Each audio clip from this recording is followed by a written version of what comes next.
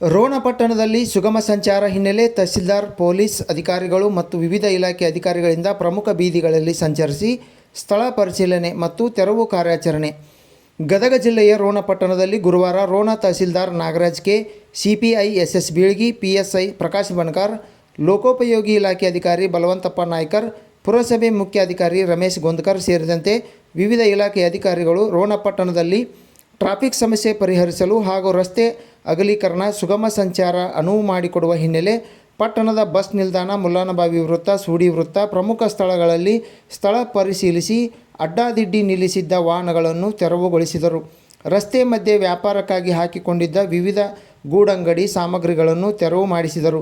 ಈ ಸಂದರ್ಭದಲ್ಲಿ ಮಾತನಾಡಿದ ರೋಣ ಸಿಪಿಐ ಎಸ್ ಬೀಳ್ಗಿ, ಇನ್ನು ಮುಂದೆ ಅನಧಿಕೃತ ವಾಹನ ನಿಲುಗಡೆ, ರಸ್ತೆ ಮಧ್ಯೆ ವ್ಯಾಪಾರ, ನಂಬರ್ ಪ್ಲೇಟ್ ಇಲ್ಲದೆ ಓಡಿಸುವ ವಾಹನ ಇಂಥವುಗಳ ಮೇಲೆ ಕಠಿಣ ಕ್ರಮ ಕೈಗೊಳ್ಳಲಾಗುವುದು. ಪಟ್ಟಣದಲ್ಲಿ ಸುಗಮ ಸಂಚಾರಕ್ಕಾಗಿ ಸಾರ್ವಜನಿಕರು ಸಹಕರಿಸಬೇಕಾಗಿ ಎಚ್ಚರಿಕೆ ನೀಡಿದರು. ಗಾಡಿ